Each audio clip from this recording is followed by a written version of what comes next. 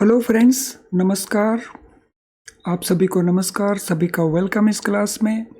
You all are welcome to this class.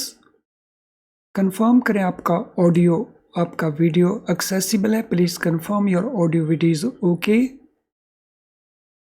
तो जैसे ही आप कंफर्म करेंगे we will be able to start the discussion. कर दीजिए confirm quickly.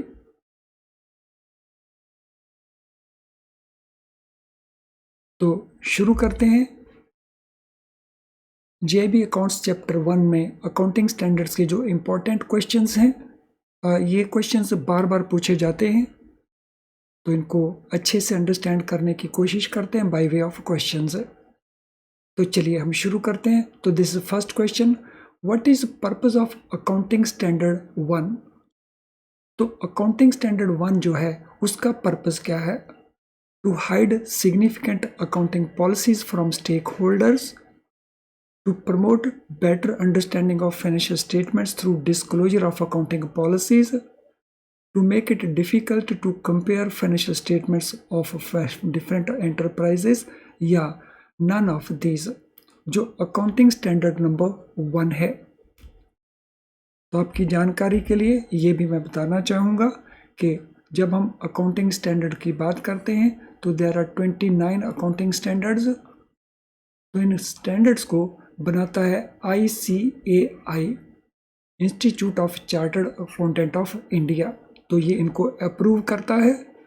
And presently there are 29 such accounting standards, और यहाँ पे हम बात कर रहे हैं अकाउंटिंग स्टैंडर्ड नंबर 1 की। और इनको हम इस तरह से लिखते हैं AS1। तो चलिए आंसर क्या रहेगा क्वेश्चन नंबर 1 का? तो आंसर रहेगा to promote better understanding of financial statements through disclosure of accounting policies. So accounting policies को डिस्क्लोज करना, उनकी जानकारी प्रोवाइड करना, ताकि फाइनेंशियल स्टेटमेंट की अंडरस्टैंडिंग जो है वो बेटर हो जाए। Which of the following is not an example of an area where different accounting policies may be adopted by different enterprises? Accounting standard number 1 कहता है कि कुछ केसेस के अंदर different enterprises different accounting policies follow कर सकते हैं। तो इनमें से वो एरिया कौन सा है जो इस एग्जाम्पल में नहीं दिया गया? गुडविल का ट्रीटमेंट, वैल्यूएशन ऑफ इन्वेंट्रीज का treatment, treatment of retirement benefits, और ऑल द अबव। तो ये क्वेश्चन जो है वो AS1 के कॉन्टेक्स्ट में ही है। So it is in the context of AS1. तो what will be our answer? तो हमने बताना है इनमें से कौन सी एग्जाम्पल नहीं है। तो answer here is all the above. How should significant accounting policies be disclosed in the financial statement? तो फाइनेंशियल स्टेटमेंट में जो सिग्निफिकेंट अकाउंटिंग पॉलिसीज हैं उनको कैसे डिस्क्लोज किया जाए? तो ये भी पार्ट हमारा है अकाउंटिंग स्टैंडर्ड नंबर 1 का। तो ये हमारे ऑप्शंस हैं। So they should not be disclosed, they should be disclosed in one place, they should be disclose in multiple places, और इनमें से कोई भी आंसर करेक्ट नहीं है। Question number 3, what will be the answer? कौन सा आंसर रहेगा क्वेश्चन नंबर 3 के लिए?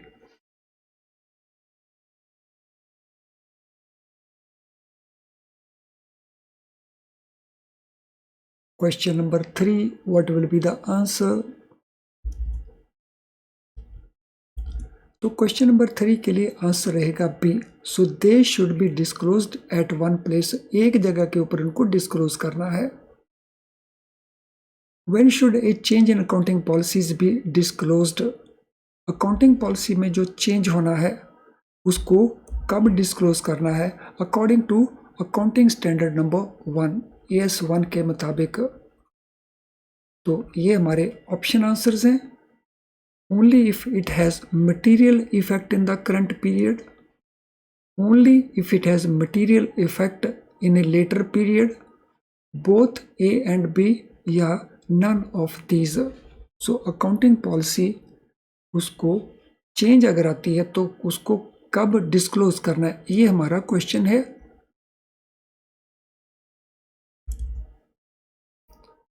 Question number 4। तो इस प्रकार की अकाउंटिंग पॉलिसी को कब डिस्क्लोज करना है।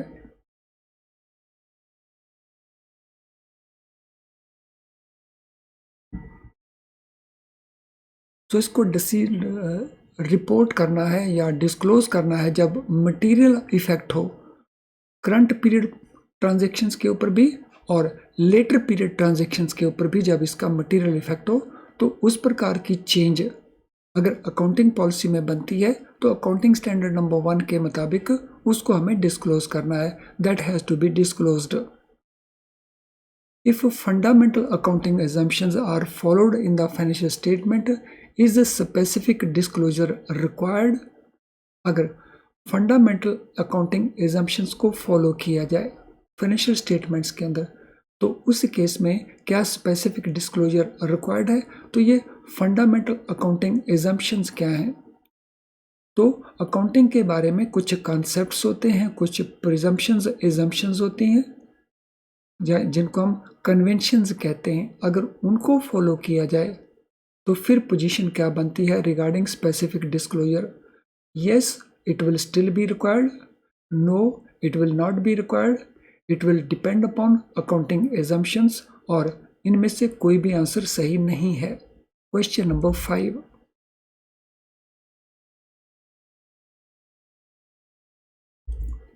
तो अगर फंडामेंटल अकाउंटिंग एजम्पशंस को फॉलो किया जाए, in that case there is no need for specific disclosure according to accounting standard number 1 AS1 के मुताबिक।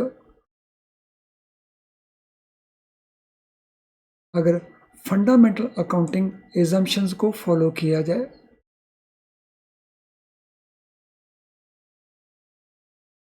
what should be disclosed if a fundamental accounting assumption is not followed? अगर fundamental accounting assumption को follow नहीं किया जाता तो उस case में क्या डिस्क्लोज करना होगा। The fact that it is not followed, the reason why it is not followed, both A and B and none of the above. तो क्या डिस्क्लोज किया जाएगा अगर फंडामेंटल अकाउंटिंग एग्जाम्पशन को फॉलो नहीं किया जाता। तो हमारा ये क्वेश्चन भी अकाउंटिंग स्टैंडर्ड नंबर 1 को लेकर के है। सो ये फंडामेंटल अकाउंटिंग एग्जाम्पशन जैसे गोइंग कंसर्न का एग्जाम्पशन होता है, गोइंग कंसर्न कॉन्सेप्ट, जैसे कॉस्ट कॉन्सेप्ट होता है। तो ये सारे के सारे फंडामेंटल अकाउंटिंग एजम्पशंस कहलवाते हैं। सो question number 6, what will be the answer. तो आंसर हियर विल बी ए। अगर फैक्ट को फॉलो नहीं किया जाता, what should be disclosed if fundamental accounting assumption is not followed, the fact that it is not followed, the reason why it is not followed। तो यहाँ पे जो appropriate answer बनेगा वो हमारा ए नहीं, ए के साथ बी भी बनेगा। That mean answer C is the most appropriate. तो ये भी बताया जाएगा कि इसको फॉलो नहीं किया गया और ये भी बताया जाएगा कि इसको फॉलो करने के पीछे रीजन क्या है। तो both these aspects will be disclosed. Question number 7. What is purpose of disclosing significant accounting policies in financial statements? Financial statements में significant accounting policies को बताने का पर्पस क्या है। According to accounting standard number 1, to make it difficult to compare financial statement of different enterprises, to promote a better understanding of financial statements, to hide significant accounting policies from stakeholders, और none of the above। तो कौन सा option answer हमारा appropriate लगता है इन terms of accounting standard number 1।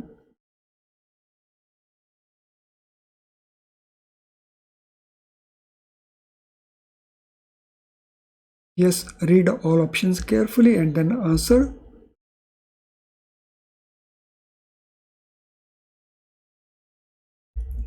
So answer here will be B, to promote better understanding of financial statements। Which entity revised accounting standard number 2 in 2016 for companies following companies accounting standard rules 2006? सो कौन सी वो entity है जिन्होंने accounting standard number 2 को 2006 के अंदर 16 के अंदर revise किया गया और फॉलो किया गया company accounting rules 2006? Ministry of corporate affair government of India, council of Indian chartered accountant association, institute of chartered accountant association of India, both A and B, या इनमें से किसी ने, वो थर्ड पार्टी ने किया? So which entity revised this standard accounting standard number 2? So what shall be the answer for account question number 8?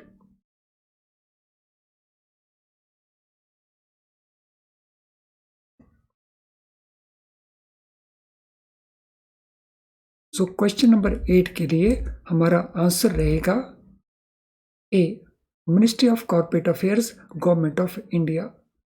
Although accounting standards को formulate करता है ICAI, लेकिन यहाँ पे in terms of these rules इसमें जो अमेंडमेंट किया गया 2016 में, तो that was done by MCA, ministry of corporate affairs. When the revised accounting standard number 2 mandatory for entities other than companies? तो अकाउंटिंग स्टैंडर्ड नंबर 2 जो रिवाइज किया गया बाय MCA, तो ये कब मैंडेटरी बना? उन एंटिटीज के लिए जो कंपनीज फॉर्मेट में नहीं होती।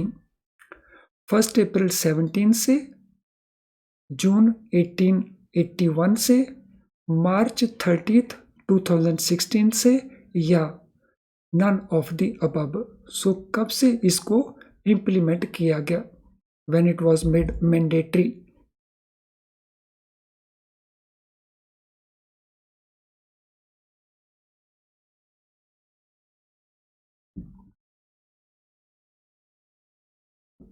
सो इसको मैंडेटरी कब बनाया गया?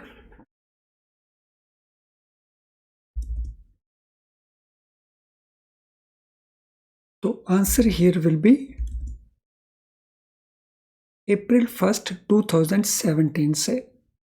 तो इसको अमेंड किया गया 2016 के अंदर और इसको मैंडेटरी बनाया गया अप्रैल 1 2017 से उन ऑर्गेनाइजेशंस के लिए जो कंपनी फॉर्मेट में ऑर्गेनाइजेशंस नहीं हैं।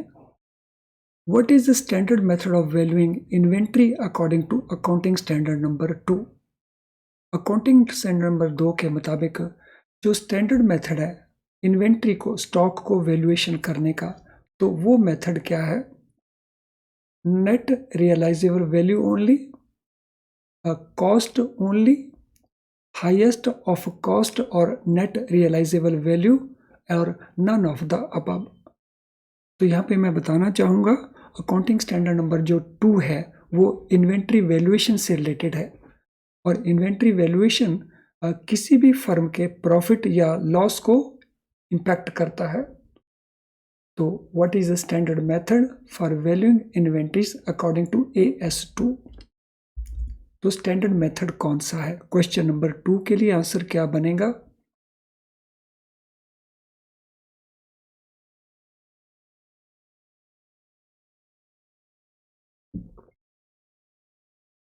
सो क्वेश्चन नंबर 2 के लिए आंसर बनेगा C, कॉस्ट और net realisable value whichever is higher. तो दोनों में जो हायर रहेगा तो उस वैल्यू को लिया जाएगा।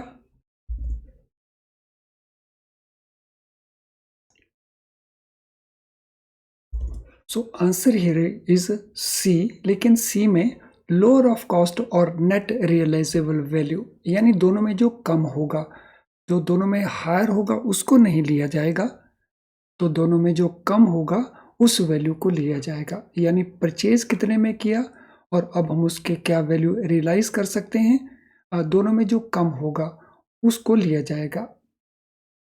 Which inventory cost measurement techniques are permitted for convenience if they are approximate the actual cost? So, which inventory cost measurement techniques are allowed for convenience purpose अगर वो अप्रॉक्सीमेट हैं एक्चुअल कॉस्ट के, standard cost methods and retail methods, weighted average cost and FIFO method, both A and B, या specific identification method only. तो accounting standard number 2 के मुताबिक जो inventory valuation को रिलेटेड है, तो किस को लिया जाएगा, which inventory cost measurement technique is allowed. Question number 11, so क्या आंसर रहेगा? तो आंसर यहां पे रहेगा A, standard cost method and retail method. तो इस मेथड को यूज किया जा सकेगा अगर अप्रॉक्सीमेटली एक्चुअल कॉस्ट के आसपास वो वैल्यू बनती है, तो that method can be used.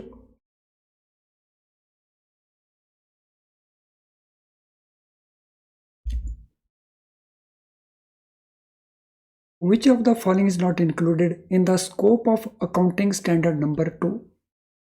Accounting standard number 2 का जो दायरा है, जो उसका स्कोप है, इनमें से उसको किसमें इंक्लूड नहीं होता? So which of the following is not included?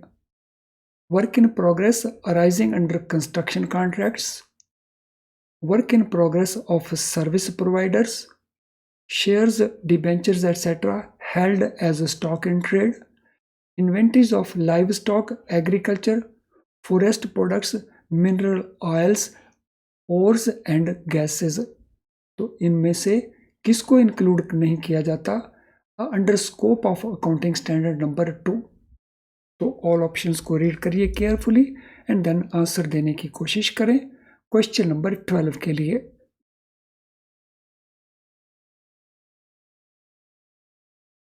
So what shall be the answer for question number 12?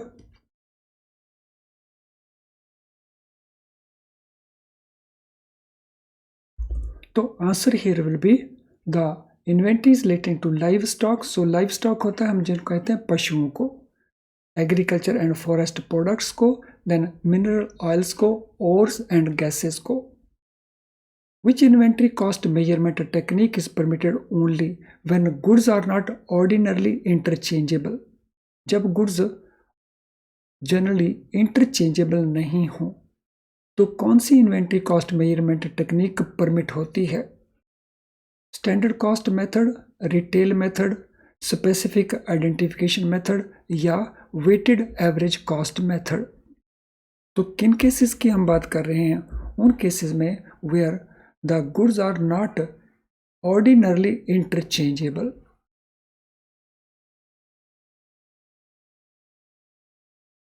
So what will be the answer here? Question number 13.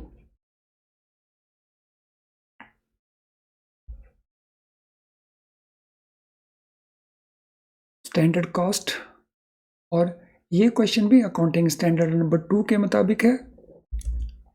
So question number 13 में our answer will be C, specific identification method.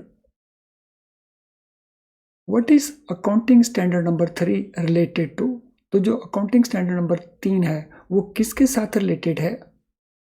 Preparation of balance sheet, preparation of income statement, preparation of cash flow statement, या preparation of financial ratios. Accounting standard number 3 तो किसके साथ related है? Question number 14। So what will be our answer for question number 14?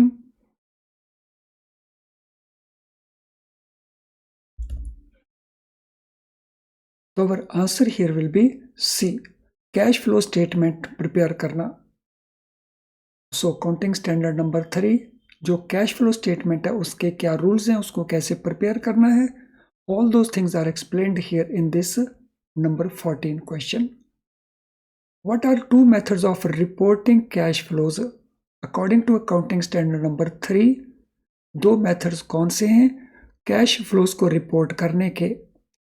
Balance sheet method and income state method, direct method and indirect method, operating method and financial method, investing method and indirect method. तो दो methods कौन कौन से हैं cash flows को report करने के लिए according to accounting standard number 3। तो ये क्वेश्चन भी अकाउंटिंग स्टैंडर्ड नंबर 3 को रिलेट करता है। So what should be answer?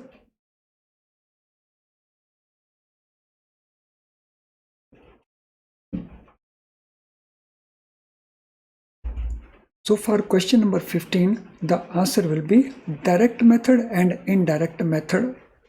तो दो मेथड्स हैं कैश फ्लो को रिपोर्ट करने के लिए, direct method and indirect method.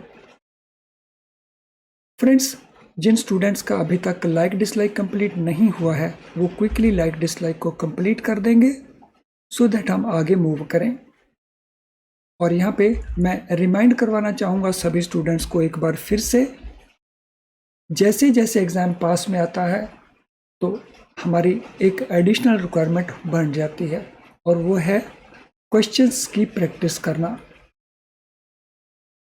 So question की प्रैक्टिस करना आपके पास होने के लिए उतना ही इम्पोर्टेंट है जितना कॉन्सेप्ट की क्लैरिटी है। सो पहले आप कॉन्सेप्ट को अंडरस्टैंड करते हैं बाय यूजिंग वीडियो लेसन्स और फिर प्रैक्टिस को क्वेश्चन करते हैं जिससे आपकी कॉन्सेप्ट की जो क्लैरिटी है वो बहुत इम्प्रूव कर जाती है। तो यहाँ पे हमारा आंसर नहीं बनेगा। तो हमको अगर अभी तक क्वेश्चन बैंक आपने यूज़ करना शुरू नहीं किया जो हमारी ऐप के अंदर आपको अवेलेबल है तो क्विकली आप उसको प्रैक्टिस करना ज़रूर शुरू कर लें, आपके पेपर में वो हेल्पफुल रहेगा। चलिए अब हम चलते हैं नेक्स्ट क्वेश्चन के ऊपर। Let us go to next question.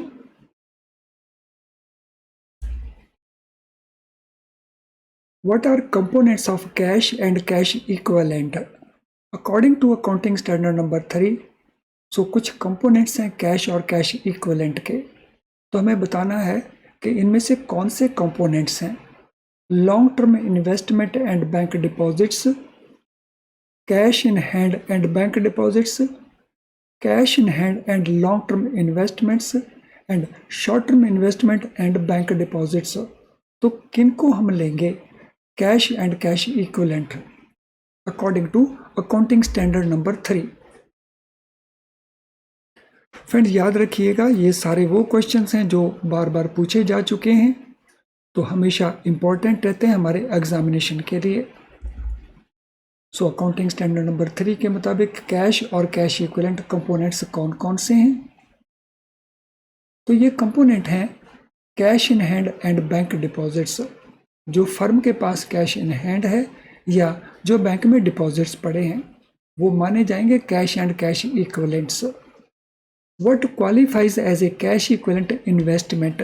तो किस इन्वेस्टमेंट को हम कैश इक्विवेलेंट इन्वेस्टमेंट मानेंगे?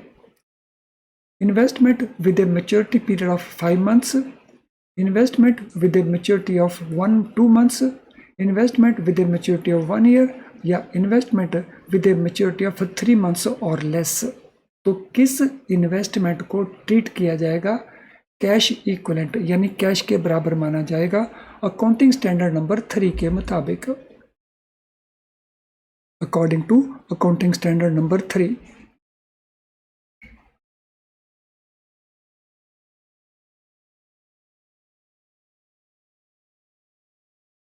सो किसको मानेंगे? सो इट इज जब उसका जो मैच्योरिटी है दैट इज 3 months और लेस, 3 महीने या उससे कम अगर उसकी मैच्योरिटी है तो उनको हम मानेंगे cash equivalent investment. How should an enterprise present it's cash flow? Accounting standard number 3 के मुताबिक, AS 3 के मुताबिक एंटरप्राइज को किस तरह से कैश फ्लो को प्रेजेंट करना है? Only from operating activities, only from financing activities, only from investing activities या in a manner which is most appropriate to its business, which is most appropriate to its business. तो कैसे present करना है cash flows को? Question number 18. So what shall be the answer question number 18 के लिए? Yes, what will be the answer for question number 18? So इन तीनों को present करना है, लेकिन in most appropriate way relating to the business. तो operating activities को भी, फाइनेंसिंग एक्टिविटीज को भी, इन्वेस्टिंग एक्टिविटीज को भी, और इनको मोस्ट अप्रोप्रिएट टू बिजनेस उस मैनर में प्रेजेंट करना है. तो आंसर हमारा इसमें डी बनेगा. How many heads should be cash flows be classified according to accounting standard number 3? Accounting standard number 3 के मुताबिक कैश फ्लो को कितने हेड्स में सेग्रीगेट करना है, क्लासीफाई करना है? 2 मैनर्स में, 3 मैनर्स में, 4 मैनर्स में या 5? तो कितने हेड्स में कैश फ्लोज को क्लासीफाई करना है? सो क्लासीफाई करना है हमारे 3 हेड्स में. और 3 हेड्स कौन कौन से हैं? ऑपरेटिंग एक्टिविटी से, फाइनेंसिंग एक्टिविटी से एंड इन्वेस्टिंग एक्टिविटीज के कैश फ्लोज को.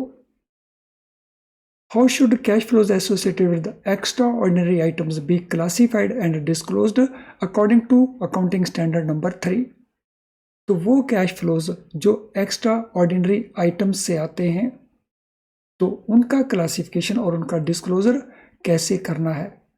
As arising from operating activities, as arising from investment activities, as arising from financial activities, as appropriate and separately disclosed. तो उसको डिस्क्लोज कैसे करना है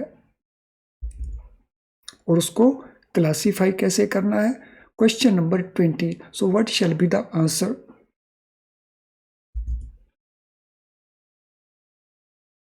तो answer here will be D, as appropriate and separately disclosed. जैसा appropriate हो लेकिन उसको सेपरेटली डिस्क्लोज करना है. Which accounting standard deal with treatment in financial statements of contingencies and events occurring after balance sheet date? अगर कोई event या contingency balance sheet की डेट के बाद अकर होता है, तो उनको अकाउंटिंग स्टैंडर्ड कौन सा है जिसमें उसको प्रॉपर ट्रीटमेंट दिया जाएगा? AS2, AS3, AS4 या AS5? यानी कौन सा AS है जो फाइनेंशियल स्टेटमेंट की ट्रीटमेंट को क्या देनी है उसको लेकर के है. So it is accounting standard number 4, यानी AS4 किस चीज को रिलेट करता है? Treatment in financial statements about contingencies and events occurring after balance sheet date. Question 22. What are contingencies? किनको कहेंगे contingencies? Events whose outcome will be known only on their occurrence. Events whose outcomes is already known. Events that have no effect on financial statements. Events which occur before the balance sheet date. तो किस event को हम कहेंगे कि वो contingency है? Question number 22.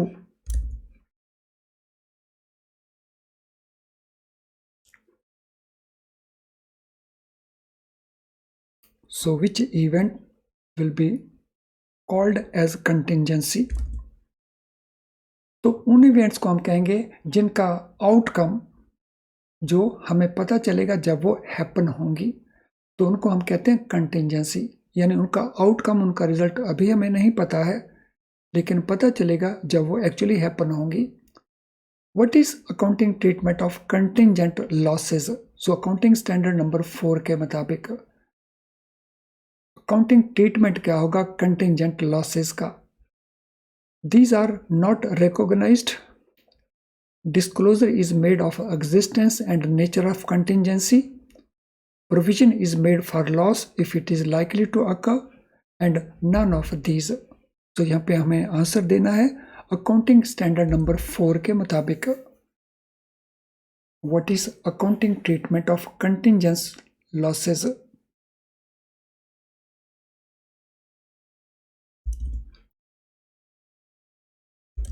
तो our answer here will be C. Provision किया जाएगा अगर लगता है कि लॉसेस अकर होंगे तो उसके लिए प्रोविजन किया जाएगा। So that is according to accounting standard number 4।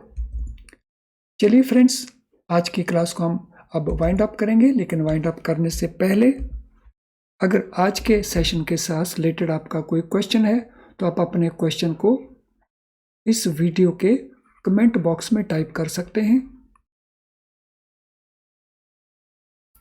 Comment box आपको ऑलवेज दिखाई देगा। अगर आपकी कोई जनरल क्वेरी है हमारे प्रोडक्ट्स को लेकर के, हमारी सर्विस को लेकर के, तो आप हमें यहाँ पे ईमेल कर सकते हैं, या हमारी ऐप का जो मैसेज बॉक्स है तो आप वहाँ पे भी अपना मैसेज डाल सकते हो। तो चलिए अब वाइंड अप करते हैं इस सेशन को। Thank you friends, all the best.